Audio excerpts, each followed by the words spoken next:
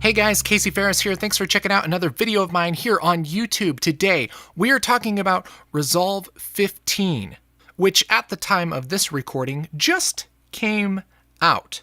And if you're like me, you're wondering what the heck is, what's up with that?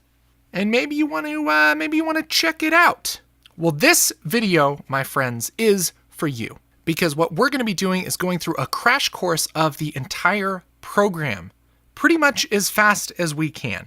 A lot of the time I get really bored with software tutorials. That's pretty much why I started doing tutorials, is because I feel like they go too slow. Oh my gosh. And they go through every single menu and they talk about every single thing on every menu. You don't freaking need to know every single thing on every menu in order to do stuff. What I always want to know is, okay, how do I pick up the program and actually start making things with it? Because that's what we're all wanting to do anyway. That's what this video is. We're going to go through Resolve, and if you've never opened Resolve before, if you have no idea even really what it is, this will get you up to speed so that you can open up the program and actually make something with it.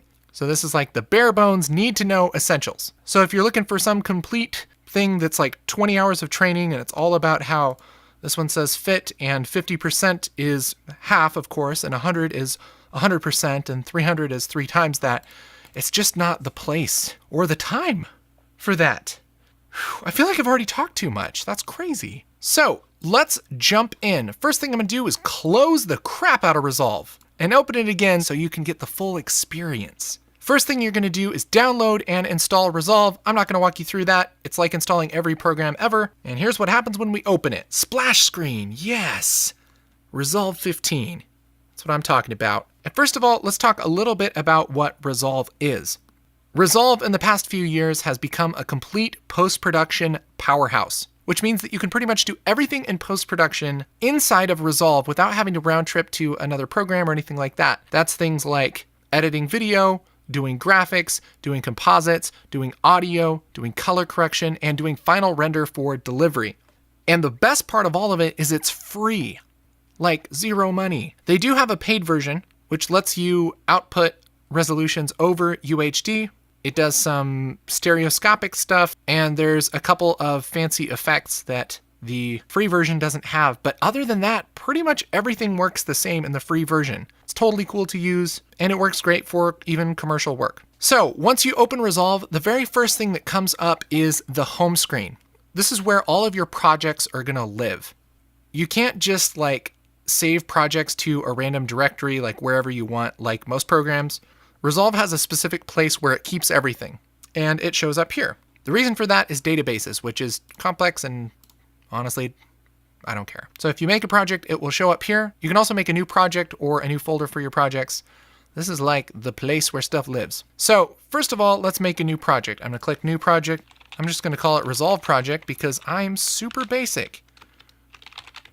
Yes. Create, it thinks for a second, flashes, and now we're brought to the main interface. So what the heck is going on here? Resolve is basically broken up into 6 different tabs. The tabs are here at the bottom, and each tab stands for kind of a job that you would do during post-production. You start out in the Edit tab, but it's actually the second tab. The first one is Media. This is pretty much where you import and adjust all of your media, take footage and pictures and sounds and everything and bring them into your project. And that's about it. That's about all that happens in the Media tab. Edit is where you put together edits inside of a timeline. You can apply effects and adjust parameters and all that stuff. Fusion is where you do compositing, and you can make advanced graphics. You can do all kinds of fancy, amazing things inside of Fusion. In the Color tab, that's where you do your color correction for your project. FAIRLIGHT is like advanced audio mixing, and Deliver is where you wrap it all up into a video file that people can actually watch. So those are the different pieces of Resolve, and we're gonna walk through them and give you the low down, dirty, need to know information so you can actually start doing stuff. Let's start with the Media tab. Spoiler alert, you probably won't use the Media tab that much. Here's why. Unless you're doing some fancy stuff with metadata or capturing a tape, things like that, you're not going to spend a lot of time here. This used to make a lot more sense because you couldn't do this stuff in other tabs. But this is how the media tab works. It's broken up into a bunch of different panels, and you'll see these panels kind of throughout Resolve. The top left one is called Media Storage, which you can open and close with this little button up here. This is basically a way to browse your computer. It works pretty much just like Finder or Explorer on your system. It's just inside of Resolve. The advantage here is that if you navigate to a folder where you have a bunch of videos and you open it up, you can see thumbnails and hover scrub footage on your system, so you can decide if you really want to bring it into your project. This is great if you have a bunch of B-roll that isn't really named. It's pretty convenient if you're just looking for a specific shot. So that's media storage. That's media that's on your system but not in the project yet. So to get something into the project, you have to drag it into the media pool. The media pool is this little window down here. That's where all the footage and media lives for your project. So if I drag this clip down into the media pool, it's going to add it to the project. Now, since this is the first thing that I've dragged into the media pool, it's going to ask me a question. It says, hey, this clip has certain video settings. Do you want your project settings to look like the settings on this clip? And you have a choice. You can change your project settings to match the clip settings, or you can just import the clip and don't touch your project settings. The choice you make is going to depend on what type of project you're doing, what your frame rate is, all that stuff. And it's also helpful to know what your frame rate is and everything for your footage. Honestly, you can decide all this later. So if you're not sure, just hit don't change. That's going to bring my media actually into my media pool. And then once I have something down here, I can drag more media in, and it's fine. This is probably a good time to look at our project settings. So if I go down here into the lower right-hand corner, there's a little button that looks like a house. That brings up your home window like we talked about earlier, and there's a little cog. This brings up your settings for your project, so you can see what you have everything set to. It's a good idea to have this set right before you start editing, because it's kind of annoying to change later, and sometimes it locks it and you can't change it, and it's frustrating. So make sure the timeline and everything is set how you want. This is 1920 by 1080 at 24 frames a second. That's fine, and there's a lot of other fancy settings that we don't really need to worry about right now. That's the big one, okay? Frame rate and resolution. Sweet. So I'm gonna hit cancel because that sounds fine. So awesome, I have some media in my media pool. If I click on a piece of media, it's gonna load up all of the info in the metadata window over here. This is where you can see fancy things like time code, how long it is, what the bit depth is, all those fancy things. If you're interested in it, that's where it'll show up. And honestly, this is pretty much 90% of the time what you'd use the media tab for is like browsing footage and being like, oh, yeah, I was looking for that one of those people digging. Okay, cool. That's the one of the people digging. Sweet. Edit. Then you go over to the edit tab. Okay. But back on the media tab, one thing I will point out is that you can add favorites, which is really cool. So like if you have a folder that you keep all of your footage in and you don't want to go through every single directory on your whole system, you can just drag whatever folder down to your favorites, and that's always there. And that'll show up if you make a new project or whatever. It's really easy to get to that media. This is especially great for stuff like if you have graphics or things that you reuse all the time. Super convenient. Okay, so that's pretty much all I'm gonna go over for the media tab. The reason why you don't really need your media tab is because you can go to the edit tab and look, the media pool lives right here. And if you want to, you can just open up your Finder window or your Explorer window and just drag stuff into the media pool. So like I said, media tab, meh. I think that's why the interface starts in the edit tab, because even Blackmagic knows that you're not gonna do a whole lot in the media tab, you know? All right, so let's talk about the edit tab. You'll see up top on this bar, we have a bunch of buttons that opens and closes our panels. By default, we'll have the media pool open, and this works exactly like the media tab. Anything that's in here is actually imported into your project. This is where everything in your project is gonna live, including timelines and still photos, audio, everything. If you want to, you can stay organized by adding a bin, which is like a folder. Right click here, and I'll say add bin. And everything will disappear and it'll be really scary, but that's just because it's already taken you into that folder. So we'll call this good shots.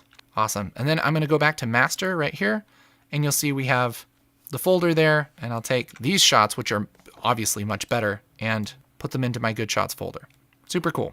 You can also make something called a smart bin, which if you go down to smart bins and right click, you can say add smart bin. And what that's gonna do is automatically put things in this folder that match certain parameters. So like if the file name contains .mp4, create smart bin. If you click on the smart bin, that's gonna be everything that has .mp4 in the name. If I go back to master, you'll see I have carwindow.mov and everything. Now, it doesn't actually move things. It's just kind of a way to sort things really quickly. It's pretty nice to stay organized. So that's the media pool. Let's talk about the other parts of the interface. If you're familiar with video editing at all, this should look really familiar. Down here is the timeline. This is where all the things are laid out in time. Up here are your viewers. The one on the right is what the person viewing your project is going to see at the end.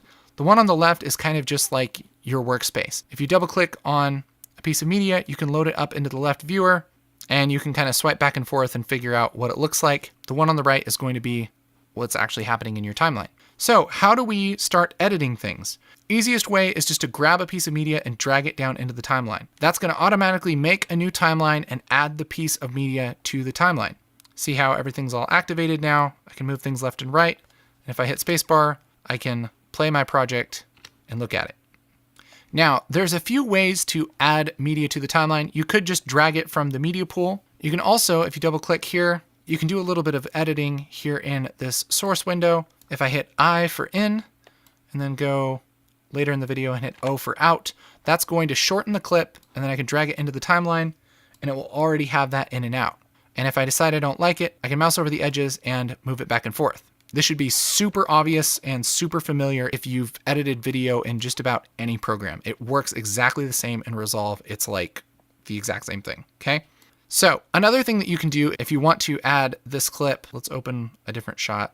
I'll double click this and load it in the viewer. Let's say I want to have my in right here and my out right there. If I grab this, I can drag it over to this viewer, and now I have some fancy things.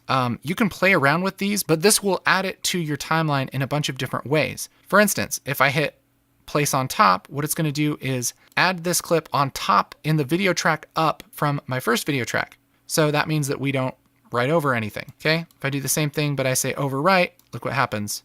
It kind of splits this clip and gets rid of it so that we show our new clip. I'll hit Control Z to undo. And there's a bunch of different things that you can do. Append to end, we'll just add it to the end of the timeline. So if I had this way out here and I said append to end, boom, it's just going to add it to the end of the timeline, no matter where my playhead is. That's super convenient if you're just trying to get a bunch of clips into your timeline and you're going to worry about messing with them later. So you can play with all of those things. It can be really convenient depending on your workflow. But like I said, the other thing you can do is just drag a piece of media down to the timeline, and you can edit the ins and outs in the timeline by dragging the edges. A way that I like to work is I can hit spacebar to play, and wherever I want to make an edit, I can use my playhead to do certain things to the clip. All I have to do is remember a couple of keyboard shortcuts. The first one is Control \\. That's the slash that's above the return key. I'll just hit Control \\. And what that does is split the clip right at the playhead. So I'll do it again right here. And that's really nice if you want to make a cut, but you don't want to switch tools and do a bunch of silliness. You can just play through here, Control \\, and cut your clip. That's something that I use all the time. Before I show you my other trick, let's take a look at some of the tools right here. This little toolbar gives you options for doing things in the timeline. The first one on by default is your pointer. And if you mouse over different parts of the clip, we'll let you do different things like roll the edge of the clip. If you grab this little white marker thing, you can add a quick fade. Those are super convenient. If I mouse over a cut in between two clips, I can roll it back and forth. But I also have another tool here, which is called the trim edit mode. I can click that, and this will give me a little bit more options. If I mouse over towards the top of the clip, I can slip this clip around in time, which you can kind of see visually what's happening. We're pretty much just keeping our cuts and then selecting a different part of the clip. That's super convenient. If you didn't quite get your cut right and you want that to happen, let's say I want that pull to happen a little bit earlier in the cut, I can move that down and adjust it so it happens a little sooner. If I mouse over the bottom of the clip, it turns into slide mode, and that's going to move the whole clip back and forth in my timeline. I'll make a cut to kind of show how that works. It kind of moves everything with it. It's a very nice way to move stuff around in the timeline. You can select different parts of your clip, move it around. Anyway, those tools take some getting used to, but really convenient. The other major tool you're going to be using is the blade tool, which you can select a frame to cut on, just like that, and cut up your video and adjust it how you normally would in a video editor. The other shortcut I wanted to show you really quick is called ripple trim. I'm going to bring a clip into the timeline, and here's what this shortcut does, all right? It's as if I'm going to bring my playhead here, and here's what it's going to do. It's going to make a cut in this clip. It's going to select the front part of it. It's going to delete it, and it's going to move this whole clip down there, all in one swoop. So I'll undo, and I'll hit Control Shift Left bracket. And that's going to do all of that in one. The cool thing here is if you're wanting to do some quick editing, you can kind of scrub through your timeline and do something like, okay, I want it right before he blinks, like right there, Control Shift Left bracket, and then I'm going to cut right after he blinks, and I can do Control Shift Right bracket, and it's going to chop off the end of this, and I can really quickly go through and do a rough cut of all of my clips in the timeline. Super nice. Up here, we also have the ability to add flags and markers in case you want to indicate something like, oh, maybe it's B-roll, or maybe you want to check it later or something. A marker goes in the timeline, or if you have the clip selected, it will go on the clip, and that's to denote a specific area and time. If you double click on a marker, you can open it up and add notes and all that stuff. That's great for reviewing edits, especially if you're working with other people. For now, I'll get rid of stuff. Also, let's talk a little bit about viewing stuff in the timeline. If you click this little button right here, these are a whole bunch of timeline view options. If you click this first button, this opens up stacked timelines, so you can have multiple timelines open in one window. So I'll make a copy, and you can switch in between them really quickly. That's great if you have multiple different edits. You can also choose whether to view audio waveforms. So if you have a sound effect here and it shows up and you're like, oh man, what's going on? You might not have the audio waveforms clicked. So that toggles those on and off. There's also view options for thumbnails and track height and all that stuff. That's where that stuff lives. So if your timeline doesn't look right, here's where to go. Then we have a zoom slider. That's easy. An easy way to move around in the timeline is if you hold down middle button mouse, you can kind of grab the timeline and move it back and forth. That's a great way to scroll around. If you hold down Alt and roll your mouse wheel, you can zoom in and out on the timeline. That's pretty much how you get around. And that's kind of true for all the types of views in Resolve. If you roll with your mouse wheel, it'll zoom in. If you click and drag with your middle button, that will pan around in your viewer. That's going to be especially helpful in color and fusion. That's how you do it. So that's some editing basics. Let's get into some fun stuff.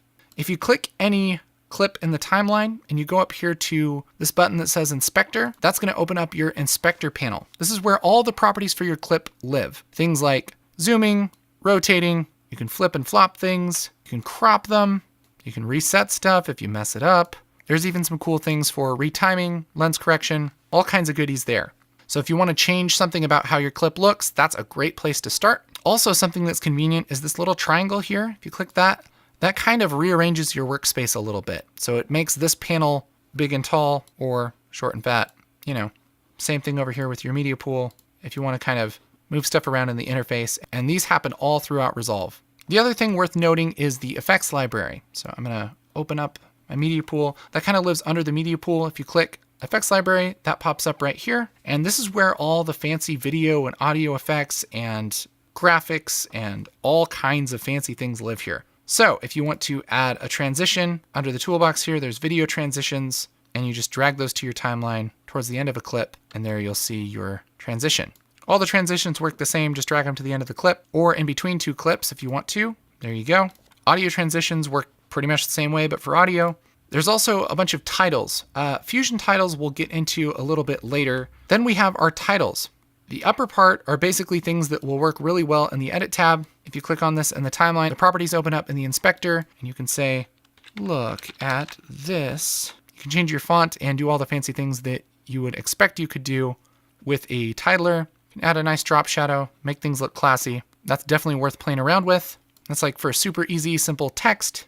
They also have presets for like lower thirds. They also have something called Text Plus. If you drag that into your timeline, it's first of all going to be a little bit less responsive because this is actually a Fusion title with a whole bunch of controls that are available inside of the Edit tab. And it can get really complicated, okay? You can do tons of fancy stuff with the Text Plus, and that gets really deep really fast. And we'll talk about kind of some of this stuff in the Fusion tab. But just know if you want a very fancy title, Text Plus is probably what you want to do. Then we have Fusion titles, which again is pretty much using Fusion under the hood and just presenting it in the Edit tab. So if I grab one of these and drag it into the timeline, one thing is we're going to see there's a little red bar there. That means it has to kind of think about this a little more.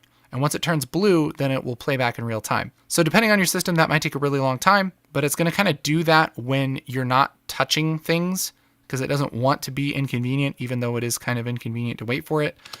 But once it's done, you can hit the play button, and then there we have kind of a fancy animated title. And this is using all the fancy things from Fusion. But if you click it, you can open up in the inspector and change some basic properties of it without too much trouble. So Resolve ships with a bunch of pretty basic Fusion titles. One thing I want to mention is that at Ground Control, we actually have a pack of Fusion titles that we made with editors in mind.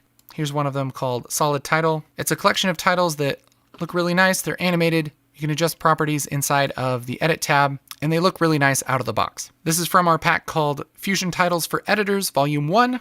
That's available at groundcontrolcolor.com, or you can click this link right here and check it out for yourself and get those titles that you can use for your project. Okay, so that's pretty much the ins and outs of the Edit tab. There are a few other things like the audio mixer that you might want to check out, but honestly, a lot of that is going to be done in FAIRLIGHT, so we'll talk about that in a little bit. So now we're going to jump into Fusion.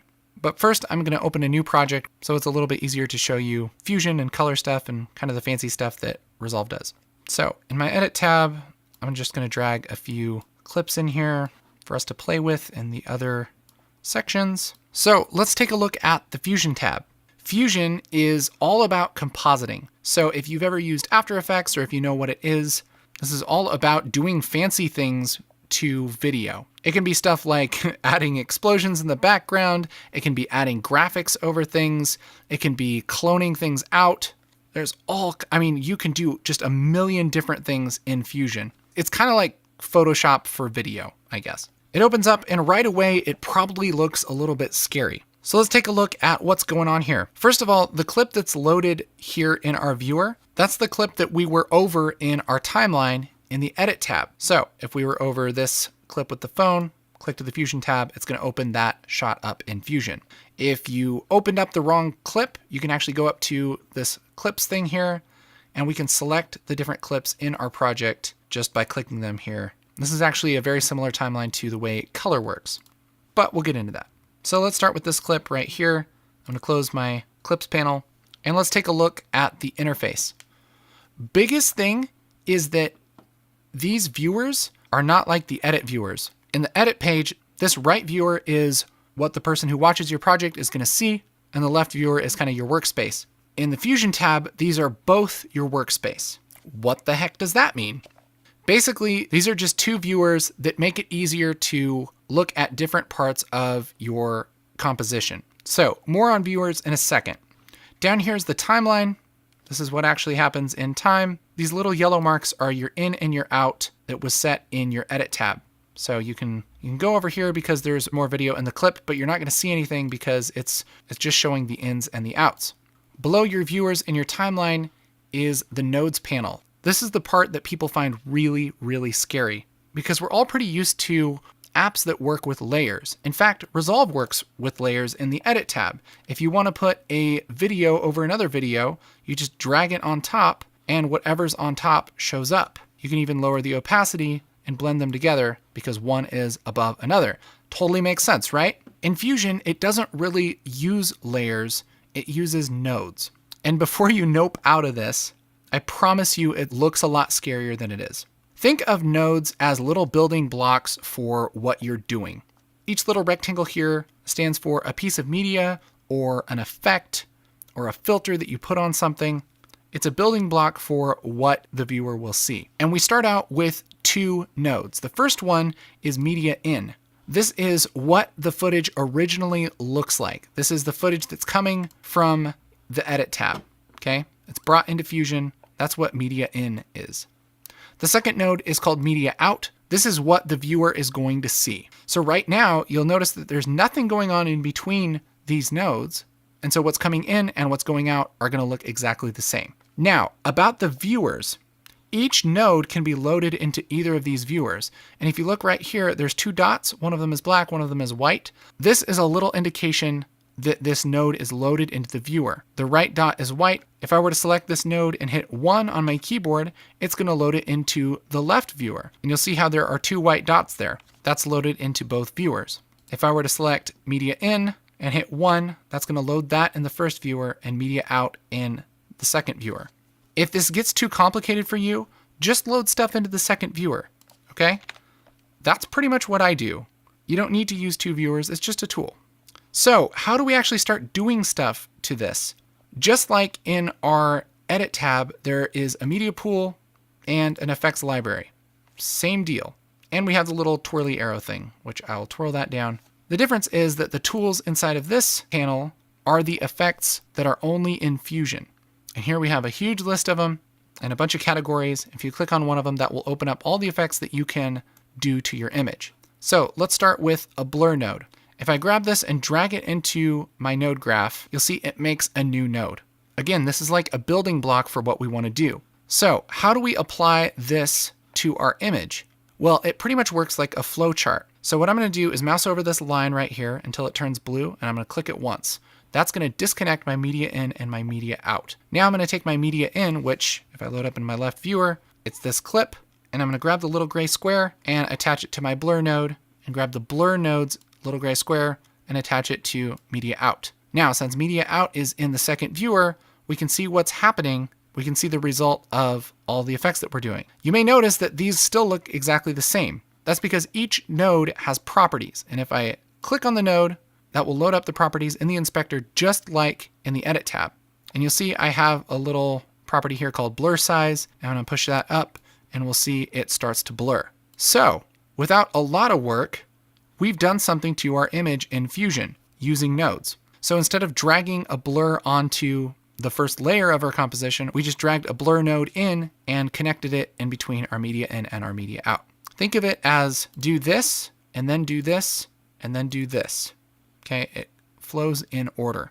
Now let's say we want to add some text over this. That's a pretty basic composite. It works the exact same way as adding our blur. I'm going to go up to my effects, go down to generator, and here I have something called text plus. I'm going to drag that into my node graph, and since this is selected, again, I have all of my properties and everything here, and I can type text.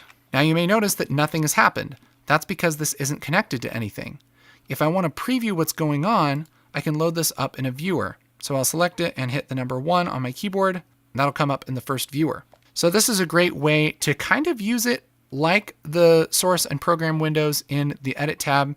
If I just keep media out in my second viewer, and then I can use my first viewer for whatever node I want, then I can kind of preview things on a node by node basis. And if I disconnect this blur node and then put it to text, it kind of looks like it works, but this isn't actually working because I can connect the text to my media out and it just shows text. It's all kinds of weird. That's because the text isn't an effect, it's more like footage. You know, it's something that's generated. So we have to put this text over this blurry image. And how we do that is we use a special node called a merge node. And an easy way to find a merge node is up here in this little panel. These are like the most commonly used effects. These are the same things that live here in the effects library, but this one right here is called merge. I can drag that in and it makes a merge node.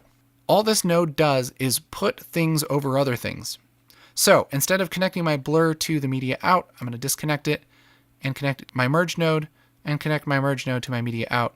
And you'll see we have the same result, but there's a little green arrow here, and that's basically adding something over whatever is put into the yellow input here. So if I grab my text and I drag that to the merge node, look what happens.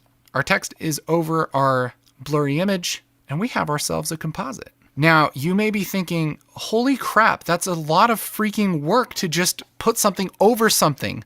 Why would they freaking build it this way? And honestly, for something simple like this, yeah, it does kind of seem like a lot of work. I'll agree with you on that. But once you get used to working with nodes, it's not that big of a deal to do something like this. And once things get a little bit more complicated, nodes actually work really, really well. The first way to make things go a little bit faster, I'll just delete my merge node, is you can use a shortcut to add nodes. If I hit Control Spacebar on a PC or Shift Spacebar on a Mac, it brings up this little menu and I can just type what I want to add to the node graph, and I'll type MRG. That's kind of the shortcut for a merge node. I could also just type out merge and that would show up, and then I'll hit enter, and that's going to add a merge node.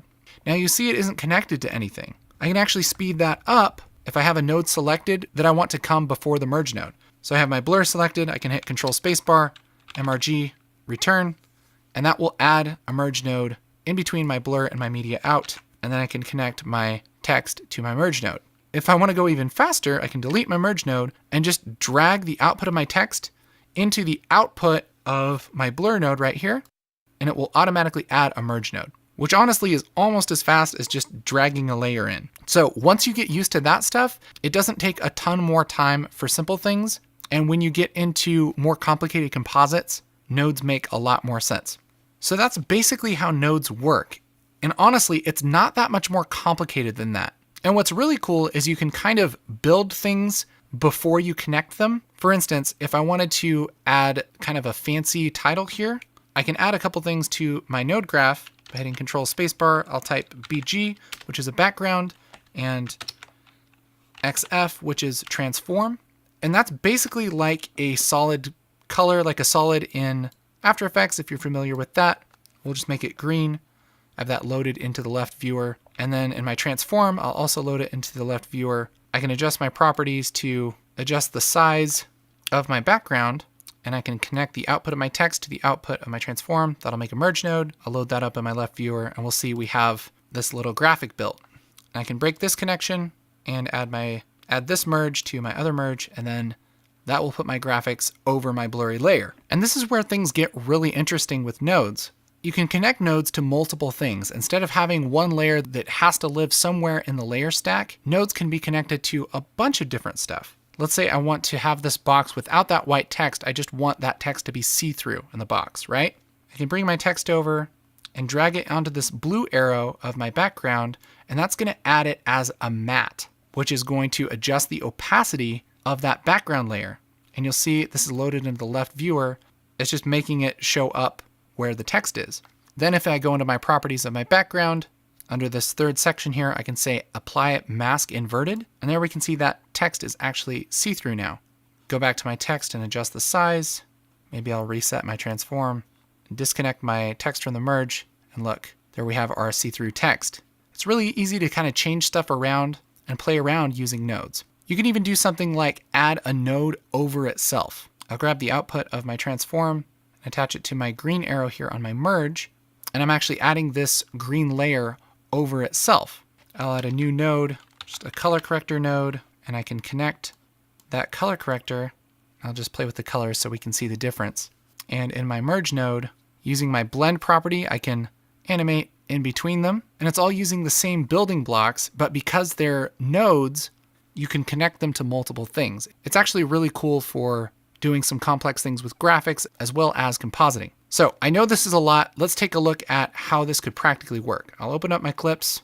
Here I have a shot of a green screen on a laptop, and we want to replace this screen with something that isn't just a green screen. First thing I'm going to worry about is keying out this screen, because the basic workflow is to key out this green and put this clip as a layer over whatever we use for the laptop screen. So I'm going to select my media in node, hit Control Spacebar, and type delta. That's going to bring up our delta keyer. This is like the standard green screen keyer for Fusion. Up here where it says background color, I'm going to grab this eyedropper and just drag it onto the screen and pick a place that seems good. And out of the box, it should work pretty darn well. It's even keeping some of the reflections there, which is really nice. So now what we have to do is put something behind this. And what I like to do is sandwich this layer over the original footage. That's where using nodes is really helpful. Because what I can do, instead of having to duplicate this layer and bring the footage in again or do anything like that, I can just grab the output of my media in node and drag it to the output of my delta keyer like this, and it will make a merge node, and it will put itself over itself, like some kind of weird alternate dimension. I don't know. And we're going to want the layer with the keyer to be in the foreground. The foreground is always the green connection, and I can swap these really easily by hitting Control T with merge selected, and that's going to be the foreground. And I'll put it up top just so it's a little easier to understand that this is on top of the other one. Now what I want to do is put my new screen in. Easiest way to do that is just drag my screen from the Finder into my nodes window. That's going to say media in 2. Let's take a look at it. This is what this is. And basically, I'm going to merge this media in with my original footage after the keyer. So I'm going to grab my output, drag it to the output of my keyer. That's going to make a merge node. And here we have things all together. We can kind of see our stack here, although these need to switch because the media in is over the keyed layer. I'm going to hit Control T, and you see that puts it under our layer here. So here's our first layer, and our second layer, and our third layer. The other thing I need to do is corner pin this to the screen so that it matches the perspective. And you do that just like you would expect I'm going to grab my media into, which I'll rename to be screen, hit Control Spacebar, and type corner. Corner positioner is what we want. And now it gives me little control points here to place them exactly where I want them on the footage. And there we have a pretty good composite out of the box. That's a basic screen replacement inside of Fusion. And because we're using nodes, we don't have to duplicate layers and make a bunch of copies of things. We can just connect the same media to different parts of our composite. That's really the power of nodes. And again, just like a lot of other things in this program, once you play with it for a little bit and try and do a couple projects, you'll start to see what I mean. The other thing in Fusion I want to touch on really quick is animation. And if you've ever done animation inside of a video production program, this will totally make sense. Let's say I have a text layer. I'll do a text plus, and we'll call this Jana. Her name is Jana. We'll make a nice lower third here. Type Control Spacebar and type shadow to give it a little drop shadow. I'll adjust my offset just a little. There's my very simple lower third. Now let's say we want to animate this on screen from the beginning of the clip. You'll notice that everything in the inspector has a little diamond by it, and that's your little keyframe thing. You can click these to set a keyframe, and this is common throughout Resolve. This pretty much works the same way throughout. What I'm going to do is go to my merge node, because a merge node actually has controls for the foreground built into it. So you see if I move my center back and forth, it actually moves everything that's being merged over my background. And if I go to, let's say, frame 10 and click this little diamond by my center on my merge node, that's going to set a keyframe. Then I can move to a different point in time and move it to where I want it to be. And we'll see if I hit spacebar, it will animate in. Maybe I also want it to animate out. I'll just set a keyframe towards the end and then move it off towards the very end. So now it animates in and animates out. That's basically how you animate everything ever inside of Fusion, inside of Resolve really. But Fusion has two panels that have to do with messing with keyframes. The first is the keyframes panel. Makes sense? I'm gonna switch this over. And this lists out everything in your node graph, and it shows you the keyframe animations. So I'll zoom in here, and you see we have kind of a little graph of our keyframes here in our keyframes panel. This is so we can see all of our animations for the whole project all in one window. And this one is really focused on what happens at what time. It's not so much the value of the keyframes, it's more like when they happen. So if I want to move keyframes back and forth, I can slide them back and forth in this panel. I can select one keyframe and move it around in time. This is great for timing out things that you want to like happen in sequence. Like if you want one piece of text to come in and then another one right after it, that's a great tool. The other editor, which I really like, is the spline editor. This comes up and will list everything that has something that's animated inside of your composition. And if you click the check mark, it will bring up your keyframes here in the spline graph. And if I click this little button right here, it will zoom everything to my view so I can see it really nicely. So you can move stuff around in time in this graph, but this panel is focused more on the values and the way that things animate versus when they animate. So for instance, we have this text coming in and it has a hard stop right here. It just kind of stops immediately. And you can see this on the graph. It's going, stop. And then it starts immediately and just keeps going off screen. That works, but it's just not that pleasing. What would be better if it kind of just slowed down. So what I can do is select both of my keyframes and hit the letter F on my keyboard. And that's going to flatten out these handles on my keyframe so that this slows down and comes to a stop. And it just looks a little bit more fluid. Nice animation, yeah. So this panel gives you a lot of control over how your stuff animates. Definitely worth playing around with. The Fusion tab in Resolve is freaking intense, man. Like you can do so much stuff with it. It's such a deep piece of this program now. It used to be its own standalone program, and now it's integrated into Resolve. So you can imagine you can do just a ton of stuff with it. We didn't even get into 3D animation and advanced compositing and all the stuff that you can do with this. Okay, so that's Fusion. Let's get into the color tab. So the color tab is pretty much what Resolve has always had. That's like been the core of Resolve for a really long time. And so again, this is a very deep, very powerful piece of this software. First of all, let's take a look at the interface. Up here we have our viewer. Again, this is what the person watching your movie will see. Over here we have a node graph again, but it's a little less complex than the Fusion node graph, although it works very similarly. Right here we have a little dot. That's basically your media in, and a little dot over here, that's your media out. So this is the starting point of the image, this is the ending point, and everything in between is what you do in the color tab. We'll come back to this in a little bit. Towards the left, we have something called a gallery. This is pretty much where you save your color corrections and save still images of what you've done that you can bring up later. For instance, if I made this really ugly and red and right-clicked and said grab still, that would show up here in my gallery. I can then apply this to other shots, or I can export it to use and reference later. Under the gallery, you can swap the gallery with the media pool, which we've already talked about quite a bit. This is just all the media that's in your project. One thing is you can't really add it to the timeline because that's kind of done in the edit tab. This is, honestly, you probably won't use the media pool for a lot of stuff just because we've kind of already done a bunch of stuff with media, but it is there. It's also a quick way to like select your timeline, or if you have multiple timelines, you can select them in the media tab to bring them up in the color tab. But that's pretty much all you'd use it for. We also have a LUTs panel. This is an easy way to preview and apply LUTs to your footage. If you have LUTs, you can quickly just mouse over and preview them on your footage. This is super convenient. I actually have a video all about this right here if you want to learn more, but we'll close that for now. Down here, we have our clips timeline. This is pretty much the easiest way to go from shot to shot and select the clips that you want to work on. Works very similar to the clips timeline in the Fusion tab. Down here, we have the mini timeline. This is pretty useless. I always close it. I always close that. I'm sure some people like it. I never use it. Down below the clips timeline, we have a ton of different panels. I'm going to go through and show you the need to know panels. The one you'll use the most is the color wheels panel. This has your lift, gamma, and gain. These are like where you do most of your color adjustments, gain being the brightest colors in the image, gamma being the midtones, and lift being the darkest colors of the image. You can double click on these wheels to reset them. And then down here we have contrast, we have saturation. You just mouse over the number and slide, double click to reset. You can rotate your hue, same thing.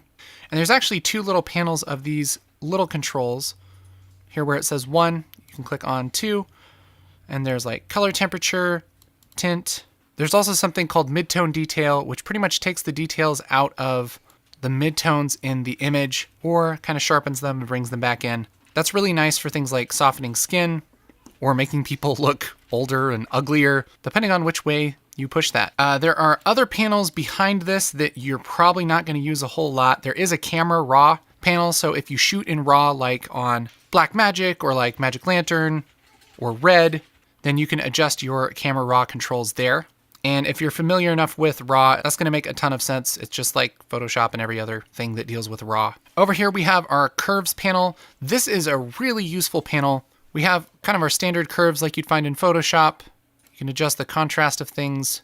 You can unlink channels and just like bring down your red curve and give it color casts and everything. Works pretty much exactly like curves do in Photoshop or most other color type of programs. But there's also some like advanced curves, which you'll notice that some of these panels have these little dots here, and this kind of switches out the controls for this panel specifically. So the first one is called custom curves, and then we have curves called hue versus saturation, hue versus luminance, luminance versus saturation, and saturation versus saturation. And this pretty much remaps things in the image based on a certain category.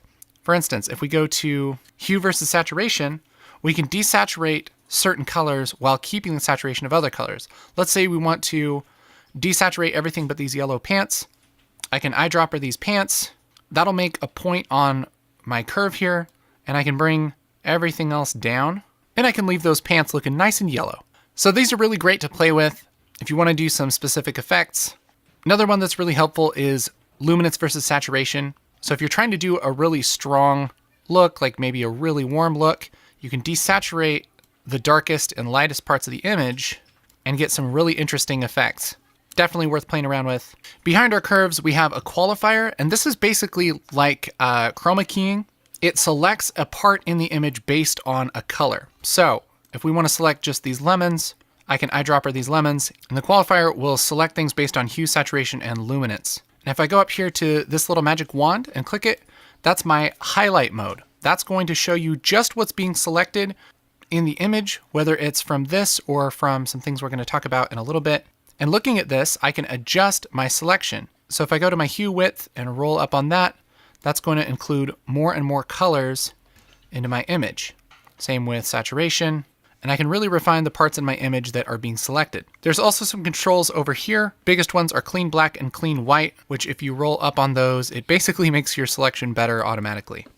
And I'll come out of highlight mode, and you see whatever I do is just going to select those yellowish colors.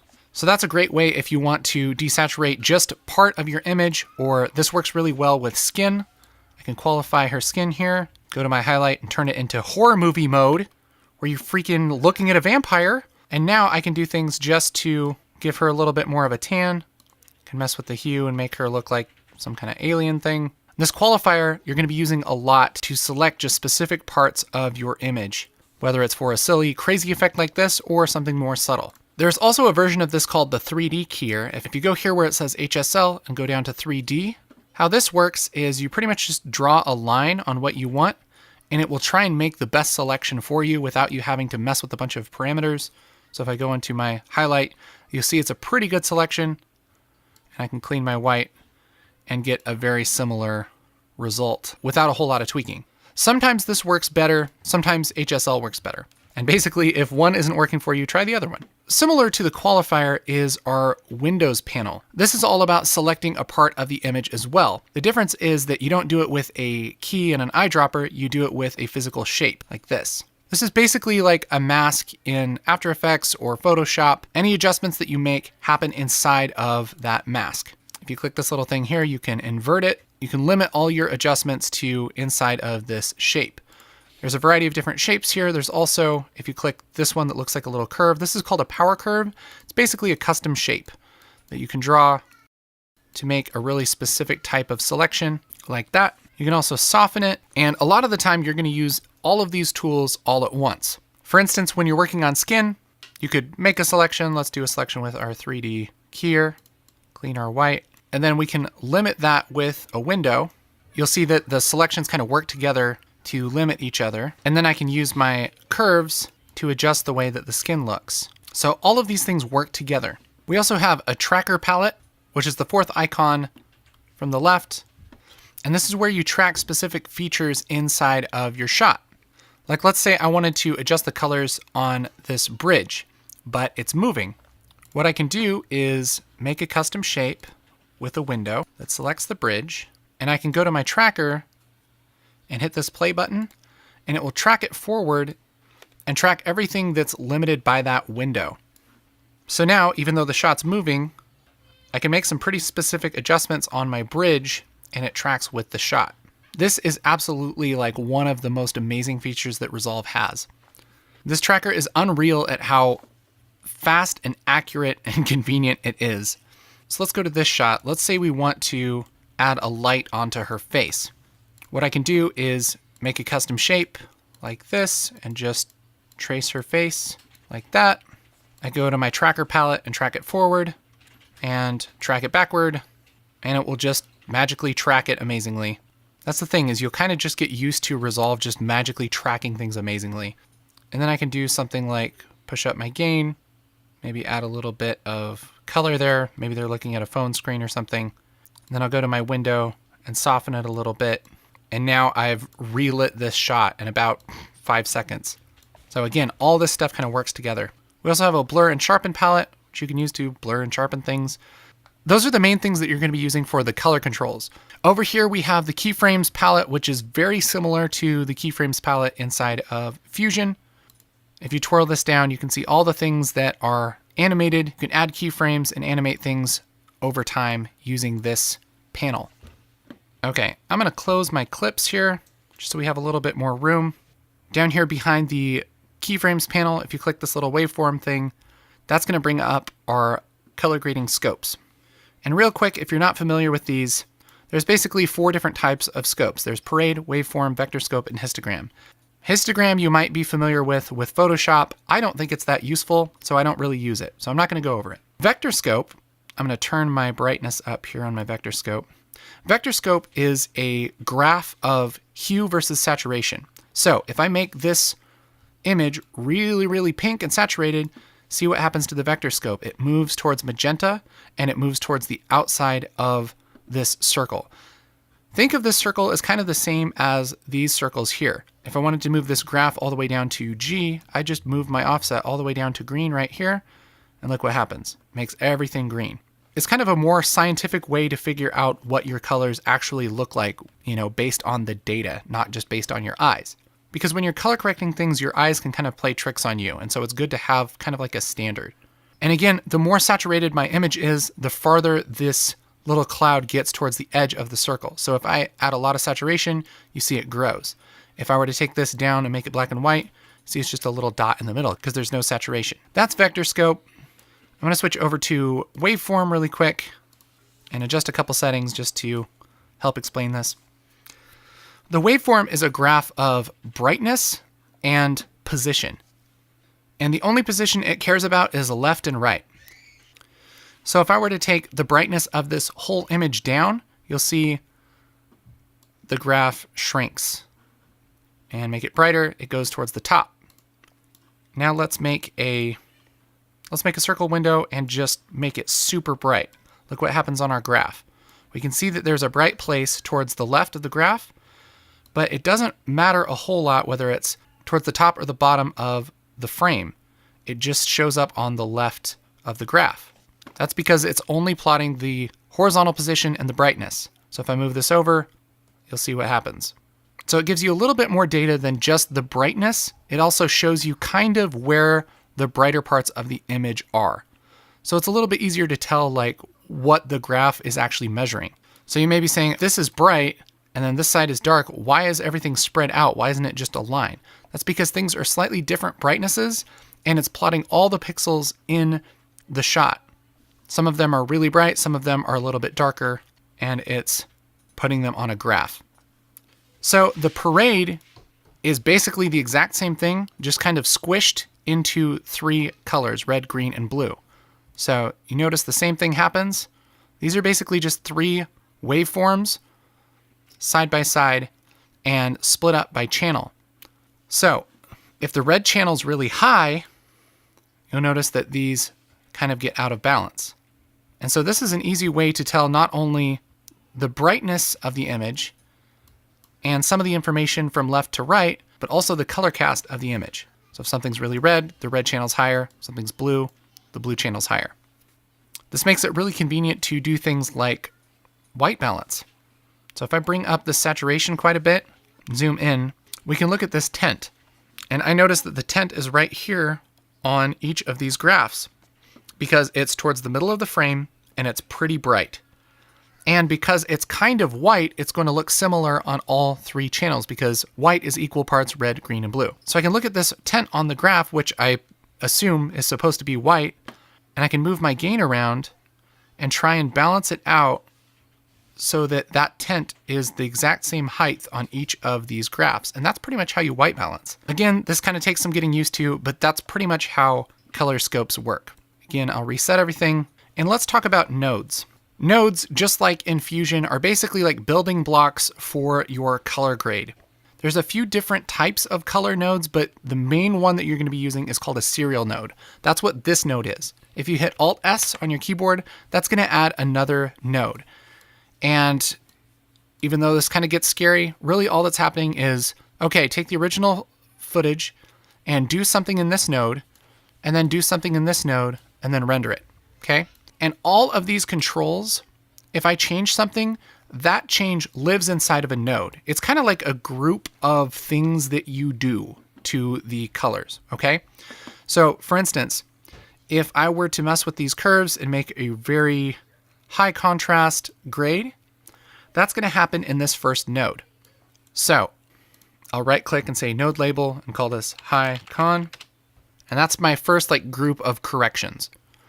Then I can do something else afterwards and everything resets, and it's kind of taking this, what happens in this node, as the starting image for this node. So maybe I want to make it really warm, right? And I'll label this node warm. So now I have two nodes. I'm making the image high contrast, and then I'm making it warm, and then I'm rendering it. And I can turn off these nodes by clicking the name or the number. So I can have it just high contrast or just warm.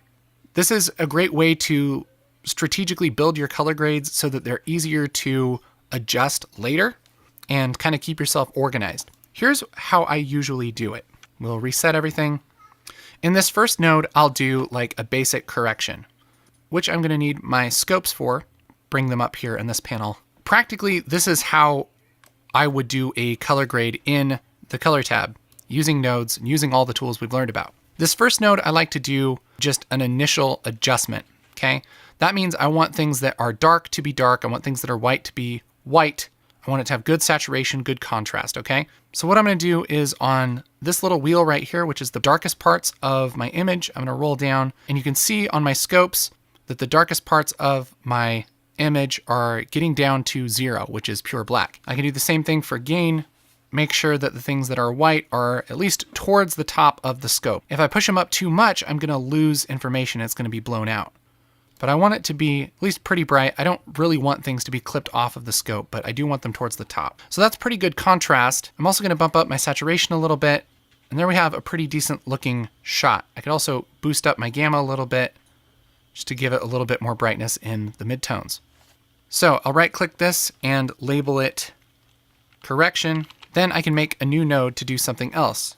I'll hit Alt S, and now maybe I can do something like add a contrast curve to give it a little bit of style. I'll go to my curves and make a little S curve, not too strong, keep it a little tasteful. And here's without, and here's with it. Right click, node label, curve. Then maybe I'll want to do something like add a vignette. I'll hit Alt S, and I can go to my window, click circle. That's gonna make a circle window in my shot, and I can adjust the size and the softness of this, and find it's easier just to pull my gamma down a little bit. That's gonna darken the center of my image, which is the opposite of what I want. So I'm gonna go over to my Windows panel, and right here, this dot inside of a square, I'm gonna click that, and that's gonna invert my window. And if I turn this off and on, I can see it's darkening the edges there. Right click and call this vignette. So that's pretty much how you would build a color grade piece by piece using nodes. Again, this is something you might be able to do at least a lot of this in one node, but it's nice to be able to turn off parts of this. Like, oh, what does this look like without the curve? You can kind of adjust it in pieces. Last couple things I want to go over. We have an open effects panel. There's a whole bunch of different effects that you can drag onto nodes to do a whole bunch of fancy things in the color tab. I'll make a new node and drag my light rays onto that node. Now she's shopping for produce in heaven.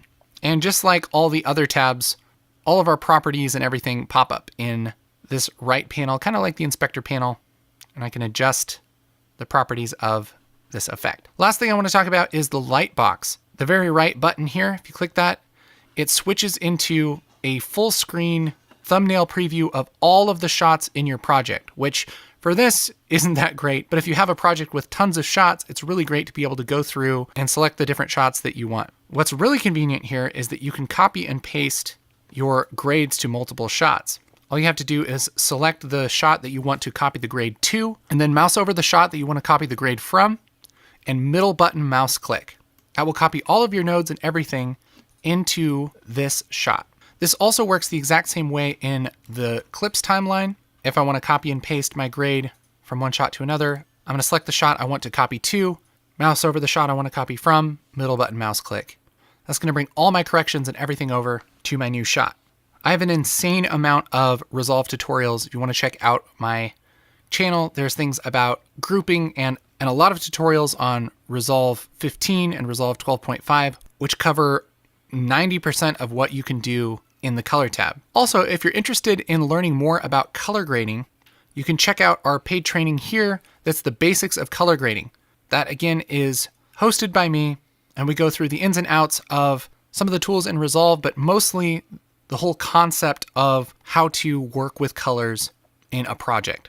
We go over fixing white balance, doing creative looks, doing secondary corrections, all of those fancy things. So check that out right here. All right, so let's move on to the FAIRLIGHT tab. FAIRLIGHT is, again, just an insanely deep part of Resolve. This is another case of taking an entire app and just integrating it into part of DaVinci Resolve. So we're gonna go over the need to know stuff here. Short of the long is this is for audio. This is where you'll do your advanced mixing. You can put in audio filters. You can adjust all kinds of audio things. And it works very similarly to the other tabs. It's just focused on audio. So here we have our audio meters and some stuff I'm not going to get a ton into right now. We have our video preview up in the corner. And down here we have the timeline, which is where you're going to be doing most of your work. This is where you actually add sound effects and music and everything and play with it in time. And to the right is our mixer. This is an easy place to set levels and adjust effects and EQs and all of that stuff. If you're at all familiar with an audio workstation, things like Pro Tools, things like Audition, music production programs, this is going to make a lot of sense. It works just like those apps. The really cool thing is that you don't just build your audio in here. It will actually take audio that you've built in your Edit tab over into FAIRLIGHT to adjust further. So if I were to drag some music into my timeline in my Edit tab and then switch over to FAIRLIGHT, that would also show up in my FAIRLIGHT tab.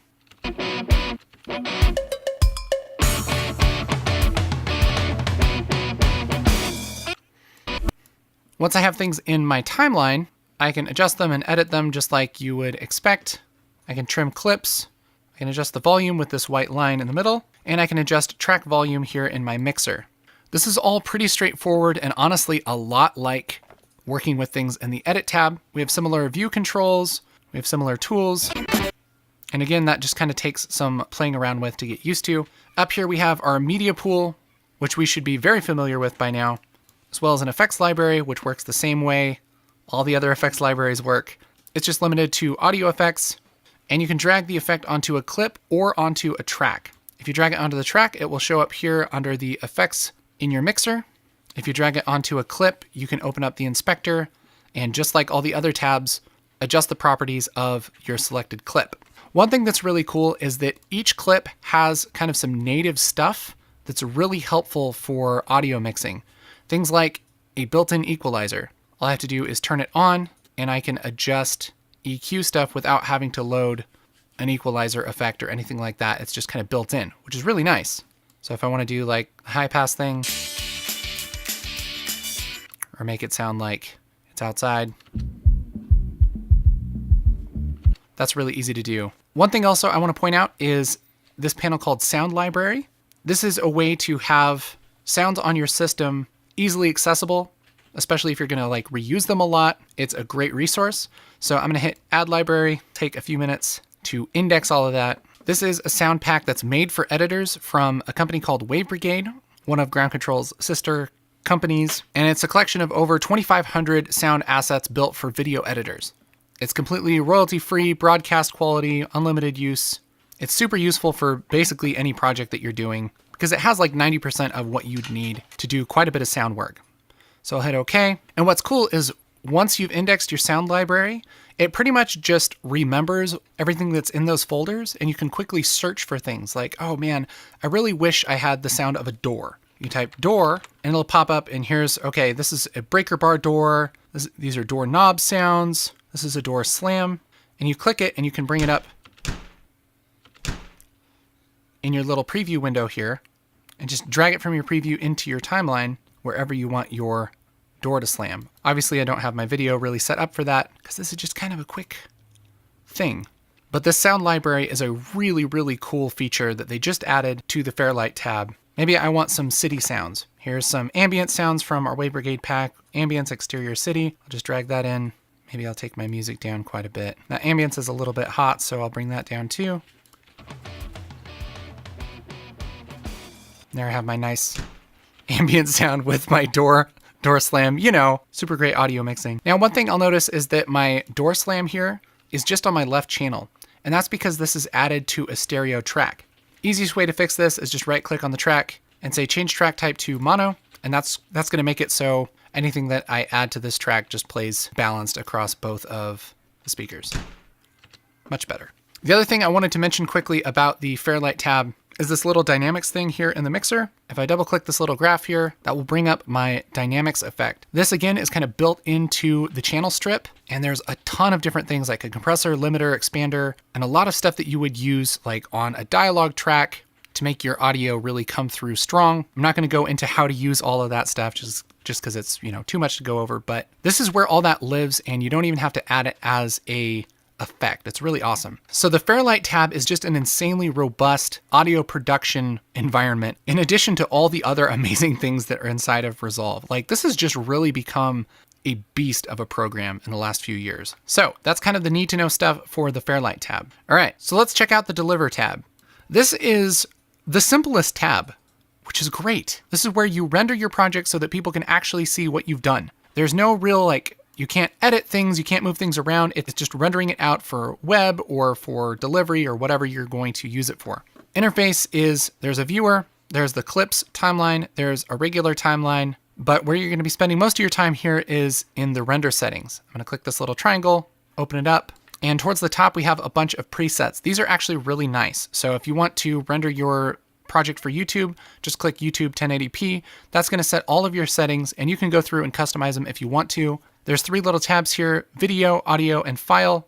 Video is all about, obviously, the video settings, the frame rate, the resolution, the codec, all of that stuff. Audio is what your audio is going to be.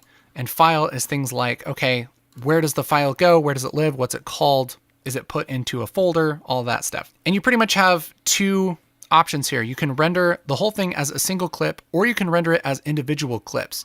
And this is really nice if you're going to go back into like Premiere or Final Cut and you want to do some more editing after you've done all this stuff inside of Resolve, or if you're wanting to keep the clips separate for whatever reason, that's an easy way to do it. Just one thing, if you click that, make sure under File, you click Use Unique File Names, or else it will save over the first clip and you'll end up with the last clip in your sequence, which would suck.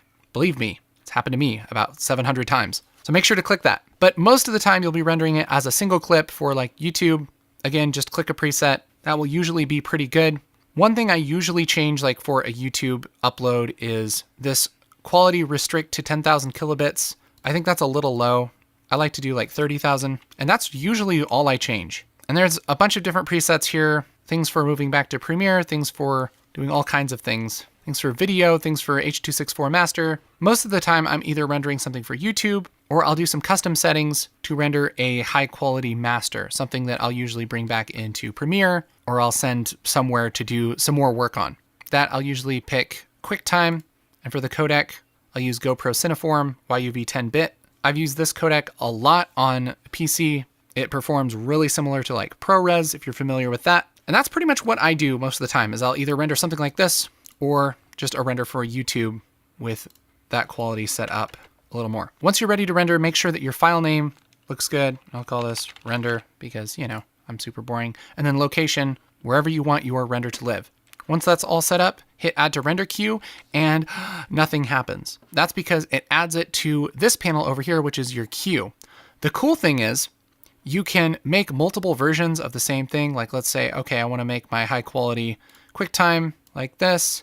And I'm going to make a YouTube version, and I'm going to make a Vimeo 720 version for whatever reason. You can stack all of those in the render queue, select them all, and hit Start Render, and that'll render them all while you go and get yourself a soda pop. Awesome. But for now, I'll just render one, and I'll hit Start Render. And Resolve will go through and render all of this to a video file that people can actually use.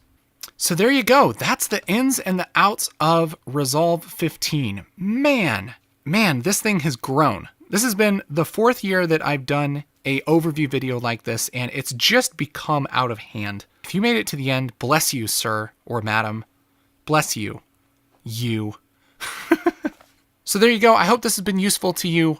Getting up to speed with Resolve 15. If you have any questions or comments, leave them in the comments below. And if you're looking for some color grading LUTs that are designed for your camera, check out Ground Control Color. We have a whole bunch of LUTs made for cameras that you use every day, like Sony, Canon, Blackmagic, GoPro, DJI drones. Those will help you make some really nice color grades in no time. All right, guys, thank you so much for watching. My name again is Casey Ferris. If you want more videos on Resolve and post-production and all those things, go ahead and subscribe to my channel here on YouTube. That would be appreciated. Yeah. If you wanted to be a double champ, you could even turn on your notifications so you know when I post a new video. Yeah, a double champ. Well, I'm going to go slip into insanity. Love you guys. Bye.